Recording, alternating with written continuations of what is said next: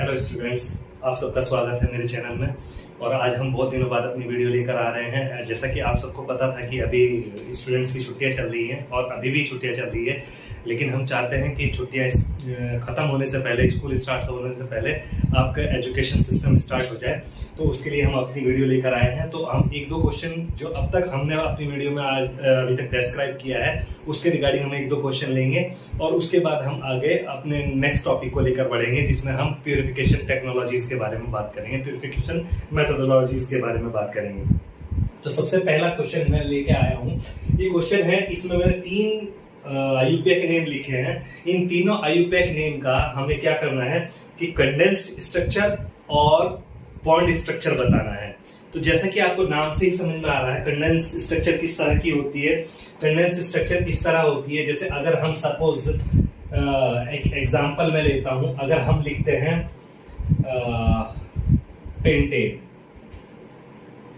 Pentane, तो ये अगर हम इस तरह लिखें CH3 CH2 CH2 CH2 CH3, तो ये कार्बन और हाइड्रोजन जो है ये पूरे इसमें दिखाए गए हैं। तो इस तरह की स्ट्रक्चर क्या कहलाती है? Condensed structure.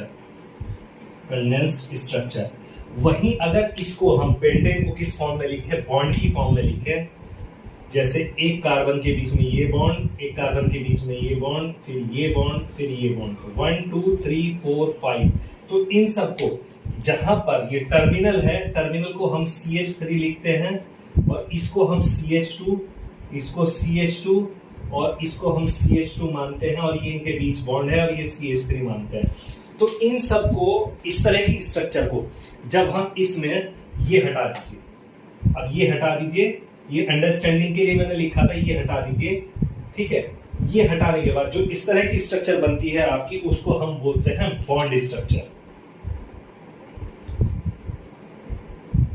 Bond structure, okay.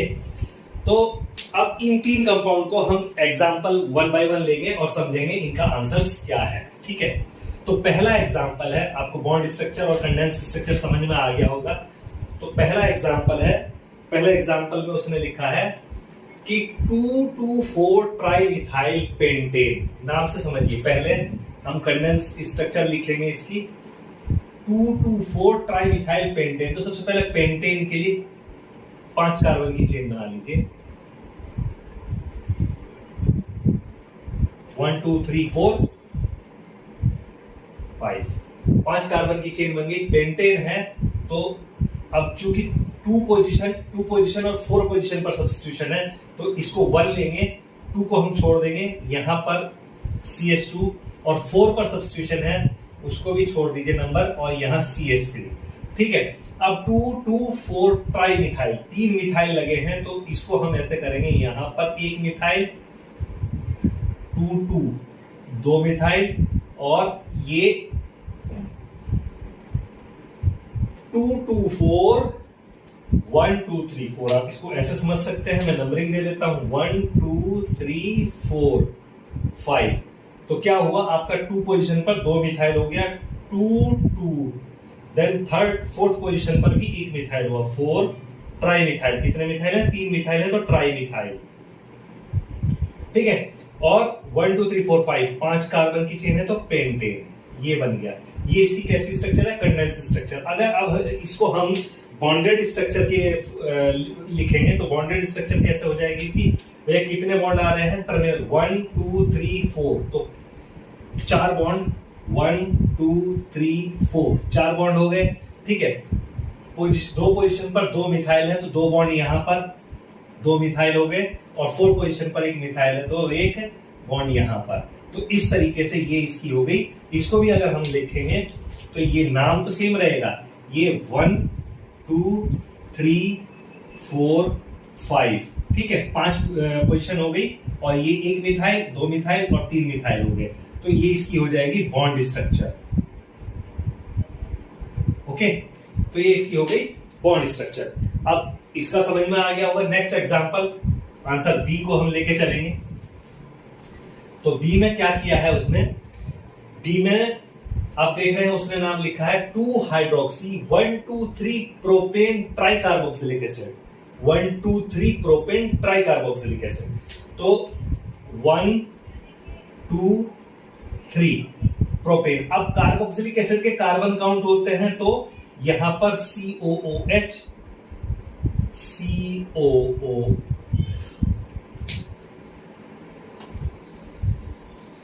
ठीक है, COOH और COOH, और 2 पोजीशन पर हाइड्रोक्सी ग्रुप भी लगा है। तो ये हो गई 1 2 3, 2 कार्बोक्सिलिक एसिड हो गया, ठीक है, 1 2 3 propane try carboxylic acid, 1 2 3 propane try carboxylic acid, 1 2 3 1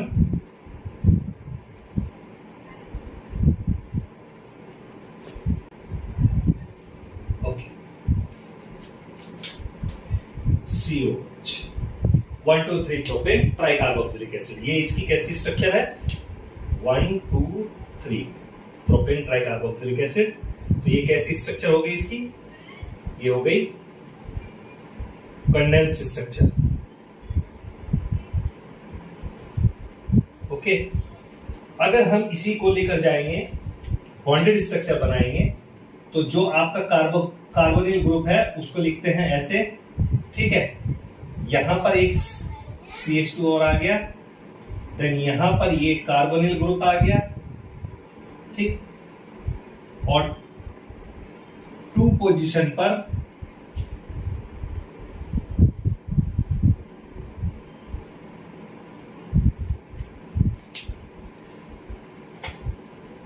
तीन कार्बन की चेन बनाइए, 1 2 1 2 2 बॉन्ड है, यहां पर C डबल बॉन्ड OH, यहां पर भी C डबल बॉन्ड OH, ठीक है, और इस पर 2 बॉन्ड हो जाएंगे, एक OH और एक C डबल बॉन्ड OH। ये इसकी हो जाएगी bond structure,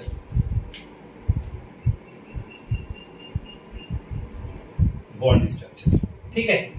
then third one है, आपको समझ में आ गया होगा, थर्ड वन है हेक्सेन डाइयल। अब यहां पर हम इसने पोजीशन नहीं बताई है कि डाइयल की पोजीशन क्या है, 1 2 3 4, तो इसमें हम मल्टीपल बना सकते हैं, लेकिन मैं सिर्फ एक एग्जांपल लूंगा, बाकी आप ट्राई कीजिएगा, ठीक है। हेक्सेन डाइयल, तो 6 कार्बन की 6 कार्बन लिखेंगे हम, 1 2 3 4 5 6 CHO, और यहां पर भी हो गया CHO, CH2 CH2 CH2 CH2, hexane डाइयल। कौन सा हो गया, 1 6 हेक्सेन डाइयल। ये हो गई इसकी कंडेंस्ड स्ट्रक्चर। अब अगर बॉन्ड स्ट्रक्चर की बात करेंगे तो ये आपका CHO हो गया, ऑक्सीजन हम डालेंगे इसमें, then CH2 CH2 CH2 CH2, and then 1 2 3 4 5 6, तो फिर एक डबल बॉन्ड के साथ में ऑक्सीजन। ये हो गया इसकी बॉन्ड स्ट्रक्चर, और ये हो गई कंडेंस्ड स्ट्रक्चर, ओके। तो इस तरीके से ये क्वेश्चन आपकी समझ में आ गया होगा कि बॉन्ड स्ट्रक्चर और कंडेंस्ड स्ट्रक्चर क्या होती है और हम उसको कैसे लिखते हैं, ठीक है। नेक्स्ट इसके आगे हम बढ़ते हैं, एक और अपना क्वेश्चन लेते हुए। नेक्स्ट क्वेश्चन हमारा क्या है, which is expected to be more stable and why, which is expected to be more stable and why. तो उसने एग्जांपल में दिया है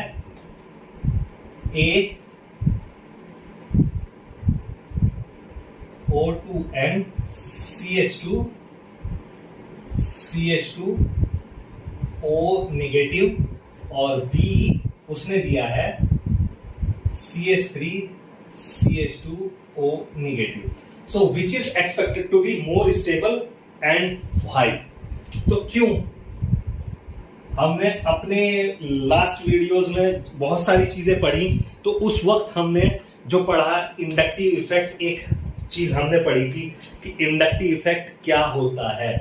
तो यहां पर जब आप इसका सॉल्यूशन करने जाएंगे तो आप एक चीज देख रहे हैं कि यहां पर लगा है नाइट्रो फंक्शनल ग्रुप और यहां पर सिंपल ये लगा है। तो क्या होता है, जो नाइट्रो फंक्शनल ग्रुप है, नाइट्रो ग्रुप जो है उसका इंडक्टिव इफेक्ट कैसा होता है, minus I effect. So minus I effect की वजह से क्या होता है, ये इलेक्ट्रॉन विथड्रॉइंग है, electron withdrawing group, electron withdrawing group है। तो ये क्या करता है कि जो ये इलेक्ट्रॉन है इसके इलेक्ट्रॉन को अपनी ओर खींचने की कोशिश करेगा। तो ये आपका NO2 लगा है और इसके बीच में बॉन्ड है CH2, फिर बॉन्ड है CH2 और ये बॉन्ड है O नेगेटिव। तो अब क्या होगा कि ये जो नेगेटिव चार्ज है ये इसकी वजह से क्या होगा, पार्शियली इधर की तरफ ये खींचना शुरू कर देगा इसको, ठीक है। तो इस पर क्या होगा, ये इलेक्ट्रॉन, ये नेगेटिव चार्ज, इसका नेगेटिव चार्ज जो है, ये नेगेटिव चार्ज ये डिस्पर्स हो जाएगा through out the molecule. Disperse होने की वजह से क्या होगा, वो मॉलिक्यूल स्टेबलाइज हो जाएगा। जबकि अगर हम बात करें सेकेंड ग्रुप की, तो ये CH3 CH2O नेगेटिव, ये क्या है, इनकी टेंडेंसी इलेक्ट्रॉन देने की है, ये इलेक्ट्रॉन डोनेटिंग ग्रुप है। ये कैसा ग्रुप है, इलेक्ट्रॉन डोनेटिंग, इलेक्ट्रॉन डोनेटिंग। तो इसकी वजह से क्या होगा, इस पे इलेक्ट्रॉन इधर की तरफ होगा और यहां पर इलेक्ट्रॉन की क्लाउड बढ़ जाएगा, जिसकी वजह से ये क्या होगा, अनस्टेबल हो जाएगा। तो ऑर्गेनिक केमिस्ट्री में आपको पता है कि जो जितना ज्यादा स्टेबल वो उतना ज्यादा क्या है, उतना ज्यादा मोर स्टेबल, जो जितना ज्यादा स्टेबल उसकी एनर्जी उतनी कम और जो लोएस्ट एनर्जी पे वो उतना ज्यादा स्टेबल। तो ये ग्रुप, तो अब हमारा आंसर क्या आता है, this one is more stable. और क्यों, due to minus I effect of nitro group, क्योंकि इलेक्ट्रॉन क्लाउड डिस्पर्स हो गया है पूरी मोइटी के अंदर, जिसकी वजह से इसकी स्टेबिलिटी बढ़ गई है, ठीक है। तो इस क्वेश्चन के साथ आपको ये समझ में आ गया होगा कि क्यों ये स्टेबल है और क्यों वो स्टेबल नहीं है, ठीक है। एक नेक्स्ट क्वेश्चन हम इसमें लेंगे, जो आपका नेक्स्ट क्वेश्चन रहेगा, यही इंडक्टिव इफेक्ट पर ही बेस्ड एक और क्वेश्चन हम लेंगे, देन उसके बाद हम आगे बढ़ेंगे। जो हमारी प्यूरिफिकेशन टेक्निक्स के बारे में आज हम स्टडी करने जा रहे हैं इसमें, देन उसको हम आगे बढ़ाएंगे। लेकिन पहले एक इंडक्टिव इफेक्ट से रिलेटेड एक क्वेश्चन हम और सॉल्व करें, ठीक है।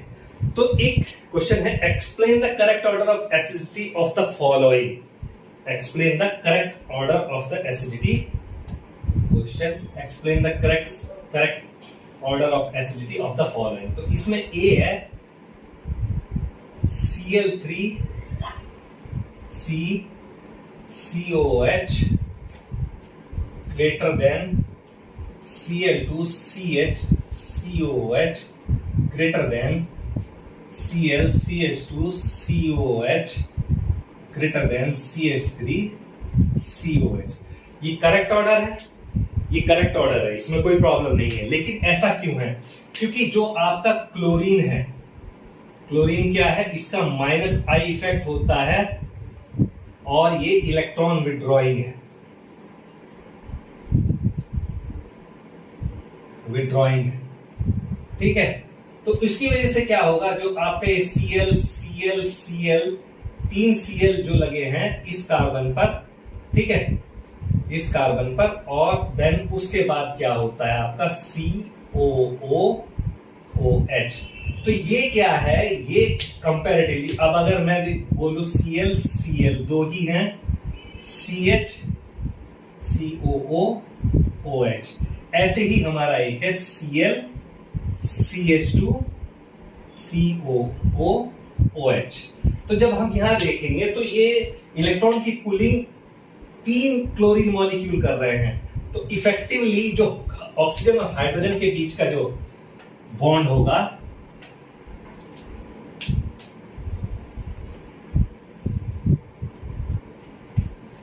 तो उससे चार्ज डिस्पर्सल जो है, जो ये रहेगा, आप देखिए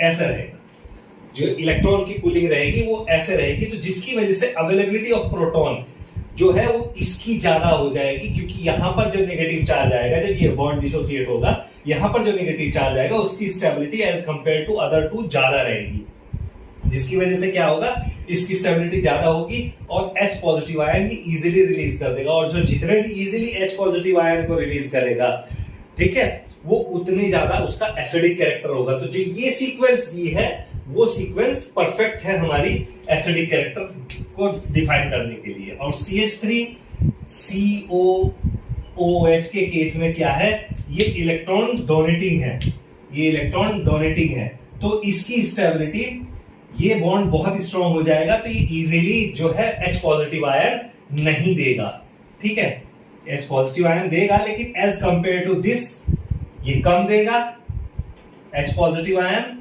जबकि ये क्या है, ये बहुत रेडिली अवेलेबल रहेगा इसका H पॉजिटिव आयन, तो ये बहुत जल्दी दे देगा, इसलिए जो स्टेबिलिटी फैक्टर है वो ये करेक्ट है, ऐसे ही आएगा। तो मोर स्टेबल, इसकी एसिडिक कैरेक्टर जो है सबसे ज्यादा ये होगा, और मोस्ट स्टेबल एनायन भी यही कैटायन भी यही फॉर्म करेगा, एनायन मोस्ट स्टेबल एनायन की फॉर्मेशन इससे होगी, देन उससे, देन इसके बाद इससे मोनोक्लोरो से होगी, देन मिथाइल के साथ में सबसे कम होगी, तो इसकी एसिडिटी सबसे कम होगी और इसकी एसिडिटी सबसे ज्यादा होगी।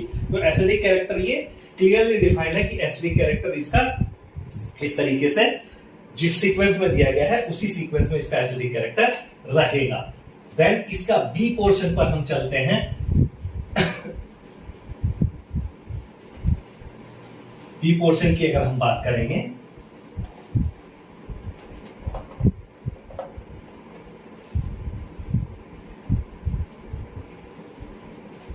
तो बी पोर्शन में हम क्या, बी पोर्शन में बी क्वेश्चन में क्या कह रहा है, then CH3COOH and CH3 whole twice CHCOH और then CH3 whole thrice CCOH। तो यहां पर भी आप देख सकते हैं, जब इसको करेंगे CH3 bond CH2 bond C double bond O bond H, ऐसे ही CH3 CH3 CH C double bond O OH, ऐसे ही इसके बाद हम देखेंगे कि CH3 CH3 CH3 C double bond O bond H।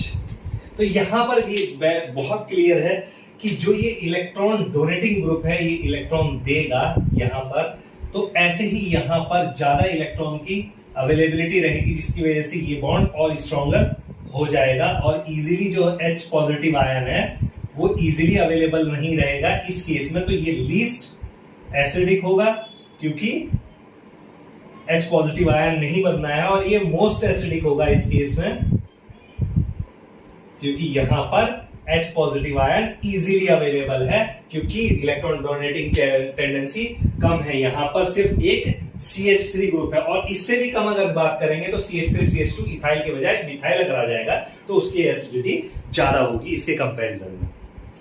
तो इसके साथ ये समझ में आ गया होगा आपके कि क्यों ऐसा होता है। नेक्स्ट जो आज का हमारा मेन टॉपिक है, जिसको आज हम स्टार्ट करेंगे, उसके 2 पॉइंट पर आज डिस्कशन हम करेंगे, और इसके बाद प्यूरिफिकेशन टेक्निक्स, और उसके बाद नेक्स्ट वीडियो जब हम लाएंगे तो उसमें हम इसका तीसरा पॉइंट डिस्कस करेंगे जो कि बहुत इंपॉर्टेंट पॉइंट है, ठीक है। तो उसको हम एक अलग वीडियो में कवर करेंगे, और यहां पर आज हम सिर्फ 2 पॉइंट का डिस्कशन करेंगे।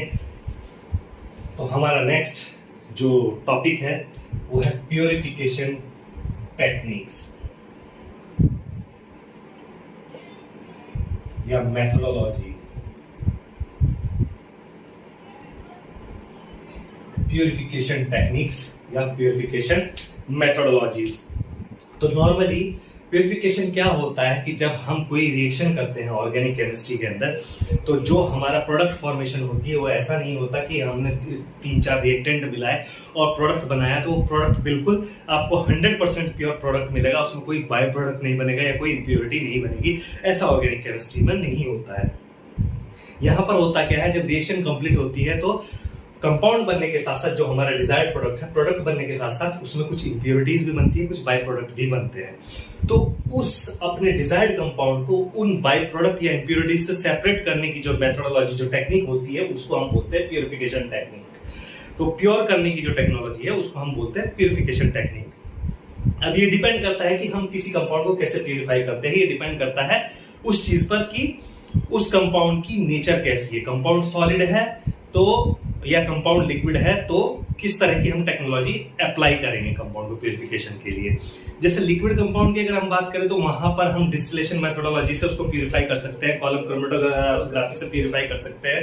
क्रिस्टलाइजेशन मेथड वहां पर अप्लाई नहीं होता है। तो नॉर्मली इसमें 3 मेथड्स हम अप्लाई करते हैं। फर्स्ट मेथड हमारा क्या है, क्रिस्टलाइजेशन। जो फर्स्ट है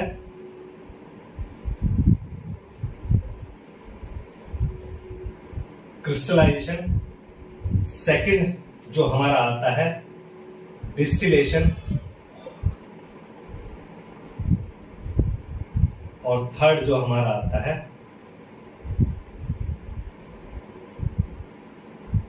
क्रोमेटोग्राफी। तो आज की वीडियो में हम 2 टॉपिक कवर करेंगे, crystallisation and distillation. Maybe distillation भी शायद पूरा नहीं कवर हो। नेक्स्ट वीडियो में हम क्रोमेटोग्राफी पर फोकस करेंगे।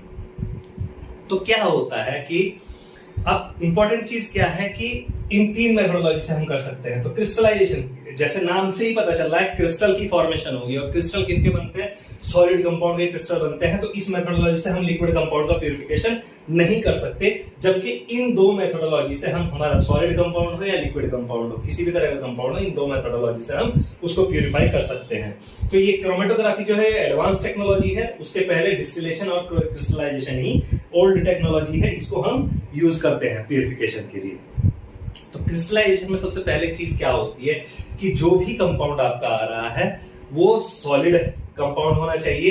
तो उस पाउडर को, जो भी क्रूड कंपाउंड हम लेते हैं, वो पाउडर को हम लेंगे और उस पाउडर को किसी एक पर्टिकुलर सॉल्वेंट में हम डिसॉल्व करेंगे। अब उसके भी क्राइटेरिया है कि आपका जो सॉल्यूशन है वो किस तरह का, जो सॉल्वेंट है वो कैसा यूज होना चाहिए और कैसे लेना है, और जो आपका कंपाउंड है वो किस तरीके से उसमें सॉल्युबल होना चाहिए। तो इसकी भी एक कुछ पॉइंट्स हैं। तो ये सबसे कॉमन मेथड है प्यूरिफिकेशन का of solid compounds, solid compound के प्यूरिफिकेशन का। अब ये किस चीज पे, इसके जो कॉन्सेप्ट है, कॉन्सेप्ट क्या है इसका, कि ये डिपेंड करता है कि difference in the solubility of the different content in your mixture. अब जो तुमने कंपाउंड लिया है, आपने जो कंपाउंड लिया है, उस कंपाउंड में जो भी इंप्योरिटीज और जो भी प्रोडक्ट है, उस प्रोडक्ट और इंप्योरिटीज की सॉल्युबिलिटी उस सॉल्वेंट में कैसी है, वो डिफरेंट होनी चाहिए। ठीक है, जो आपका प्रोडक्ट है वो कंपाउंड, वो प्रोडक्ट आपका सॉल्युबल होना चाहिए सॉल्वेंट में ऑन हीटिंग। जब आप सॉल्वेंट को हीट करते हैं तो वो हीट करने के बाद कंप्लीटली उसमें सॉल्युबल हो जाना चाहिए, एक कंसंट्रेटेड सैचुरेटेड सॉल्यूशन उसका बन जाना चाहिए, जबकि जो इंप्योरिटीज है वो उसमें इनसॉल्युबल रहनी चाहिए। इस तरह से आप सॉल्वेंट का सिलेक्शन करेंगे। ठीक है, ठीक। अब सॉल्वेंट का सिलेक्शन कैसे करेंगे कि हम पहले कंपाउंड को देखेंगे, अपना कंपाउंड उसमें डिसॉल्व करके देखेंगे, सॉल्वेंट में जो क्रूड मटेरियल हमारे पास है उसको डाल के देखेंगे, वो स्पेरिंगली सॉल्युबल होना चाहिए और एट रूम टेम्परेचर। सबसे पहला क्राइटेरिया है कि वो रूम टेम्परेचर पर स्पेरिंगली सॉल्युबल होना चाहिए, ये इसका सबसे पहला क्राइटेरिया है। दूसरा क्राइटेरिया क्या है, रूम टेम्परेचर स्पेरिंगली सॉल्युबल होना चाहिए। दूसरा क्राइटेरिया इसका क्या है कि जब हम उसे हीट करें, सॉल्वेंट को हीट करें, तो हमारा जो कंटेंट है, कंपाउंड है, वो प्रोडक्ट कंप्लीटली सॉल्युबल हो जाना चाहिए हमारे लिए उसमें। लेकिन इंप्योरिटीज जो उस कंपाउंड के अंदर है, जो मिक्सचर के अंदर है, क्रूड मिक्सचर के अंदर जो इंप्योरिटीज है, वो इनसॉल्युबल रहनी चाहिए। दूसरा ये।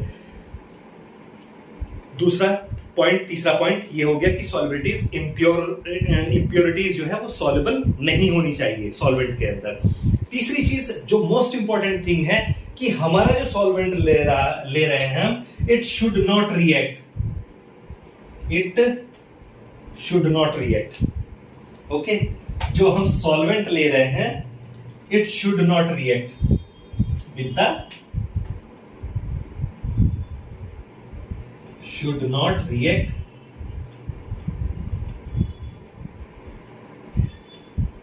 with the compound। जो हमारा कंपाउंड है उसके साथ में सॉल्वेंट की रिएक्शन नहीं होनी चाहिए। जैसे फॉर एग्जांपल आप 2-क्लोरोपिरिडीन में एक एग्जांपल के तौर पे लेता हूं और आप उसमें इथेनॉल डालें, तो पिरिडीन की 2 पोजीशन पर जो हेलोजन लगा है उसकी टेंडेंसी क्या होगी, वो उसे जैसे ही न्यूक्लियोफाइल मिलेगा, इथेनॉल में क्या है इथॉक्सी न्यूक्लियोफाइल क्रिएट हो सकता है, बेस की प्रेजेंस में बेस क्या है वहां से प्रोटॉन एब्स्ट्रैक्ट कर लेगा और इथॉक्सी बना देगा। वो इथॉक्सी न्यूक्लियोफाइल है, वो नेगेटिव चार्ज अटैक करेगा और क्लोरीन को सब्स्टिट्यूट कर देगा और वहां पे 2-इथॉक्सी पिरिडीन हमें मिल सकता है। तो इस तरह का कोई भी सॉल्वेंट हमें नहीं लेना चाहिए जो उसके साथ में रिएक्ट करे। ठीक है, तो ये एक इंपॉर्टेंट क्राइटेरिया है। जैसे कि मैंने एक क्राइटेरिया बताया था कि इंप्योरिटीज आपकी इनसॉल्युबल रहने चाहिए, उसके लिए भी एक एग्जांपल ले लेते हैं कि आपके पास एक शुगर कंपाउंड, शुगर है कोई, ठीक है, शुगर के अंदर आपका कॉमन सॉल्ट जो टेबल सॉल्ट होता है वो मिला हुआ है, आपको उसको सेपरेट करना है। तो आप वहां पर कैसे सिलेक्शन करेंगे? अगर आप पानी लेते हैं, वाटर लेते हैं, तो वाटर के अंदर शुगर भी सॉल्युबल है और आपका कॉमन सॉल्ट भी सॉल्युबल है, सोडियम क्लोराइड। लेकिन अगर वहां पर आप इथेनॉल लेते हैं, कोई अल्कोहल ऑर्गेनिक सॉल्वेंट लेते हैं इथेनॉल, इथेनॉल में जब आप शुगर और वो मिक्सचर डालेंगे जिसमें कॉमन सॉल्ट और शुगर है, तो वहां पर हीट करने पर आपका क्या होगा, शुगर कंप्लीटली उसके अंदर सॉल्युबल हो जाएगी, जबकि कॉमन सॉल्ट जो इनऑर्गेनिक कंपाउंड है सोडियम क्लोराइड वो सॉल्युबल नहीं होगा। तो आप उसे फिल्टर करके सेपरेट कर लेंगे और मदर लिकर में आपका क्या होगा, फिल्ट्रेशन के बाद जो फिल्ट्रेट नीचे आएगा उस फिल्ट्रेट में आपकी कंप्लीट शुगर आ जाएगी, जबकि कॉमन सॉल्ट जो है आपका वो बुकनर फनल में ऊपर ही रह जाएगा, फिल्टर पेपर के ऊपर। ठीक है, तो ऐसे हम उसको सेपरेट कर सकते हैं। तो इस तरीके से हम क्रिस्टलाइजेशन मेथोडोलॉजी में सॉल्वेंट का सिलेक्शन करते हैं, ये इंपॉर्टेंट चीज है। अब कैसे करते हैं हम क्रिस्टलाइजेशन? तो क्या करेंगे, हम अपना जो मटेरियल है, कंपाउंड है, वो कंपाउंड ले लेंगे और उसको सॉल्वेंट के अंदर क्या कर लेते हैं, मैं सिर्फ एक्सप्लेन करूंगा, ऐसा नहीं कि मैं यहां सब चीजें लिखूंगा, तो वो आपको बुक से भी देख लेना है, आपको सिर्फ समझना है यहाँ पर। तो क्या करेंगे, हम कंपाउंड को मिनिमम अमाउंट ऑफ सॉल्वेंट में लेंगे और उसको हीट करेंगे। हीट करने के बाद क्या करेंगे, हम उसको कंप्लीटली सॉल्युबल हो जाने तक उसको हीट करेंगे। जैसे वो कंप्लीटली सॉल्युबल हो जाए, उसके बाद हम उस मटेरियल को क्या करेंगे, बुकनर फनल के अंदर फिल्टर पेपर लगाकर उसको फिल्टर करेंगे। और फिल्टर करते टाइम उसको हॉट सॉल्यूशन को ही हमें फिल्टर करना है, इस चीज का ध्यान रखना चाहिए कि वो ठंडा ना हो, फिल्टर करते वक्त उसको कूल नहीं होने देना है। तो फिल्ट्रेशन असेंबली में हम अपना हीटिंग का सिस्टम लगाएंगे और हॉट वाटर सर्कुलेशन से हम वैक्यूम क्रिएट करेंगे ताकि सिस्टम हॉट रहे पूरा, और उसको फिल्टर कर लेंगे। फिल्टर करते वक्त क्या होगा, जब वो हॉट फिल्टर होगा तो फिल्ट्रेट कलेक्ट हुआ उसमें क्या होगा, हमारा प्रोडक्ट आएगा और जो भी इंप्योरिटीज है वो इंसॉल्युबल है सॉल्वेंट के अंदर, वो क्या है ऊपर बुकनर फनल में फिल्टर पेपर के ऊपर रह जाएगी, उसको हम हटा देंगे। देन उसके बाद हम उस फिल्ट्रेट को, जो कि हॉट फिल्ट्रेट हमारा कलेक्ट हुआ है, उस हॉट फिल्ट्रेट को स्लोली ग्रेजुअली उसको ठंडा होने के लिए छोड़ेंगे, उसको कूल होने के लिए छोड़ेंगे। तो जैसे जैसे वो कूल होगा तो आप देखेंगे कि जैसे जैसे टाइम फ्लाइज वहां पर क्रिस्टल बनने शुरू हो जाएंगे, उसी से नाम पड़ता है हमारा क्रिस्टलाइजेशन। तो वहां पर जो क्रिस्टल बनने शुरू होंगे वो क्रिस्टल आपके प्रोडक्ट के क्रिस्टल होंगे, ठीक है, वो क्रिस्टल आपके कंपाउंड के क्रिस्टल होंगे। अब क्या कहेंगे, जब ये क्रिस्टल पूरे तरीके से एक लॉन्ग पीरियड के बाद जब ये क्रिस्टल पूरी तरीके से आपके बन जाए, तो अब उसको जो हमारा मदर लीकर सॉल्वेंट भी उसके अंदर है, तो अब हम उसको क्या करेंगे, बुकनर फनल से फिल्टर पेपर के थ्रू फिल्टर कर लेंगे। तो अब हमारा सॉलिड कंपाउंड, क्रिस्टलाइज कंपाउंड जो है वो फिल्टर पेपर के ऊपर रहेगा और जो सॉल्वेंट है हमारा वो नीचे आ जाएगा। तो इस तरीके से, इस टेक्नोलॉजी से, क्रिस्टलाइजेशन से हम अपने कंपाउंड को प्यूरिफाई करते हैं। नेक्स्ट मेथोडोलॉजी है डिस्टिलेशन। क्रिस्टलाइजेशन हो गया। क्रोमेटोग्राफी आज की वीडियो में हम कवर नहीं करेंगे, तो मैं क्रोमेटोग्राफी को इरेज कर देता हूं। नेक्स्ट टेक्नोलॉजी है हमारा डिस्टिलेशन। डिस्टिलेशन में हम क्या करते हैं कि लिक्विड कंपाउंड्स का प्यूरिफिकेशन करते हैं। Liquid compounds with some liquid impurities or some mixture of the 2, 3, 4, 5 different liquid compounds, different liquid compound, उनका हम फिल्ट्रेशन करते हैं, उसका सेपरेशन करते हैं लिक्विड कंपाउंड का डिस्टिलेशन मेथोडोलॉजी। तो इसका कॉन्सेप्ट क्या है कि डिफरेंट बॉइलिंग पॉइंट वाले कंपाउंड, डिफरेंट बॉइलिंग पॉइंट वाले कंपाउंड जिनका बॉइलिंग पॉइंट का डिफरेंस अच्छा खासा हो, उनको इस मेथड से हम प्यूरिफाई कर सकते हैं इन कंपाउंड्स को। तो उसमें क्या करते हैं हम अपना, जैसे सपोज कोई कंपाउंड है हमारा, वो लिक्विड कंपाउंड है और वो किसी दूसरे लिक्विड कंपाउंड के साथ मर्ज है, या फिर जैसे फॉर एग्जांपल मैं लेता हूं कि आपका इथेनॉल है और वो डीएमएफ के साथ मिक्स किया हुआ है। तो डीएमएफ का बॉइलिंग पॉइंट जो बहुत हाई होता है, अराउंड 150 डिग्री सेंटीग्रेड के आसपास होता है, 148 टू 148 डिग्री सेंटीग्रेड। वहीं इथेनॉल का बॉइलिंग पॉइंट जो है वो 70 टू 74 डिग्री सेंटीग्रेड होता है। तो उस टेक्नोलॉजी से हम, आपको डिस्टिलेशन मेथड से हम इथेनॉल को सेपरेट कर सकते हैं डीएमएफ से, डाइमिथाइल फॉर्मामेट से। इसमें क्या करते हैं हम कि जो हमारे डिस्टिलेशन असेंबली है उसमें कुछ चीजें होती है। जैसे ये एक हमारा राउंड बॉटम फ्लास्क है, ठीक है,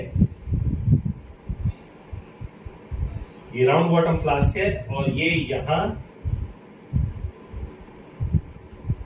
बुल्सन बर्नर पर वायर गॉज के ऊपर, यहां पर इसमें हमने डिफरेंट मिक्सचर दिया हुआ है, ठीक है, डिफरेंट लिक्विड कंपाउंड का हमारा मिक्सचर है, तो जिनका बॉइलिंग पॉइंट डिफरेंट है। तो इसके ऊपर क्या रहता है, हमारा एक असेंबली सेट रहती है,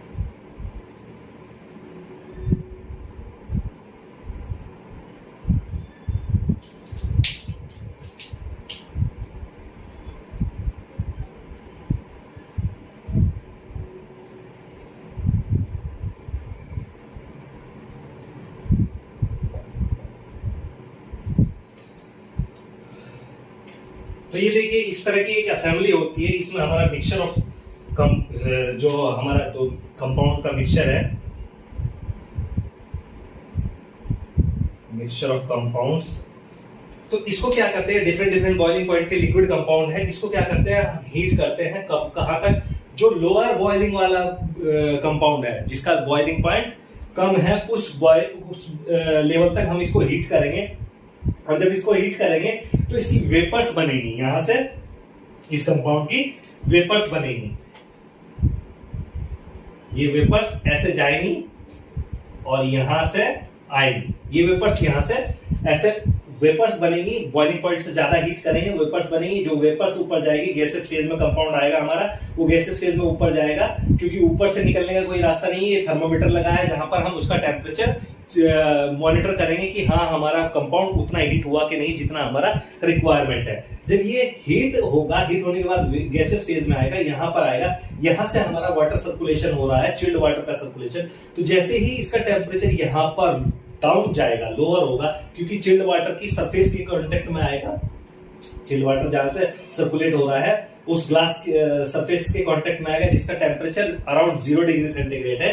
तो 0 डिग्री सेंटीग्रेड के टच में आते ही ये वेपर्स जो है कंडेंस हो जाएंगी, कंडेंस होकर ये लिक्विड फॉर्म में आएगी, और लिक्विड फॉर्म में ये सब यहाँ पर एक हमारा जो रिसीवर है, रिसीवर के अंदर हम इसको कलेक्ट कर लेंगे। तो इस मेथोडोलॉजी से, डिस्टिलेशन मेथोडोलॉजी से हम अपने जो डिफरेंट बॉइलिंग पॉइंट वाले लिक्विड हैं उनको हम सेपरेट कर सकते हैं, डिफरेंट कंपाउंड को हम सेपरेट कर सकते हैं। तो जो